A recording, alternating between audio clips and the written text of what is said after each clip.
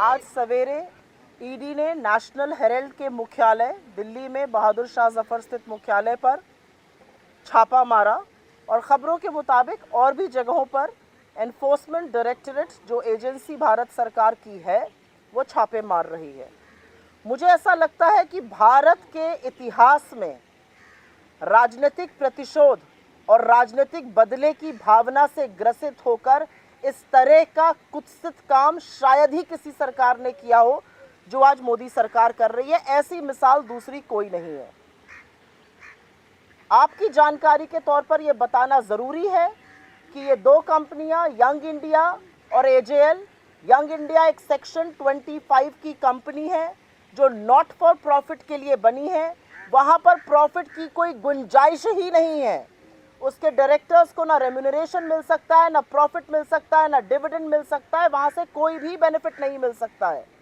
AJL एक public interest में आने वाला न्यूज़पेपर है, कमर्शियल ऑर्गेनाइजेशन जिस तरह का बीजेपी पेंट कर रही है नहीं है। ये दोनों कंपनीज के रिकॉर्डेड ट्रांजैक्शंस आरओसी पर भी अवेलेबल हैं और तमामों जगहों पर भारत सरकार के पास अवेलेबल है। इनके टैक्स रिटर्न्स, इनके आरओसी के डॉक्यूमेंट्स।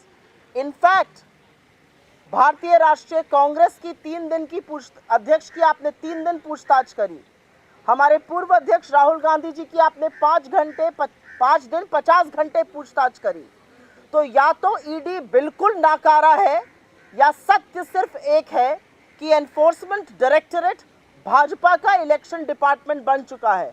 भारतीय जनता पार्टी का एक नवनिर्मित फ्रंटल है, एजेंसी बिल्कुल नहीं है, जिसका इस्तेमाल प्रतिशोध की राजनीति के लिए, विपक्ष के लोगों को डराने धमकाने के लिए, चुनी हुई सरकारों को तोड़ने के लिए, गिराने के लिए और अपने ही लोगों को नियंत्रित में रखने के लिए किया जाता है।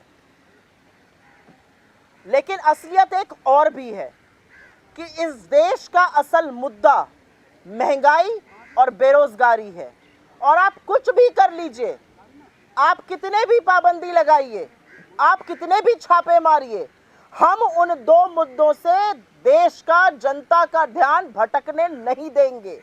चाहे संसद में हो और चाहे सड़क पे हो, चाहे प्रधानमंत्री का आवास घेरने की बात हो जो 5 तारीख को हम करेंगे, या राष्ट्रपति आवास पर वॉक टू राष्ट्रपति भवन पर चलने की बात हो। मुद्दे इस देश के बेरोजगारी और कमर तोड़ महंगाई हैं और उससे हम ध्यान बिल्कुल नहीं भटकने देंगे।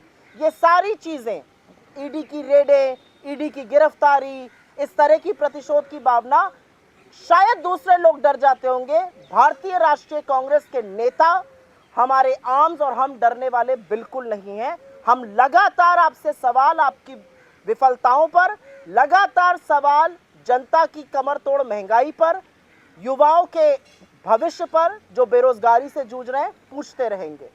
हम इसकी जितनी कड़ी निंदा करें कम है, लेकिन ये सिर्फ राजनीतिक प्रतिशोध से ग्रसित छापे हैं जो सरकार का नवनिर्मित फ्रंटल ईडी या इलेक्शन डिपार्टमेंट, जैसा भी आप कहना चाहिए, कर रहा है।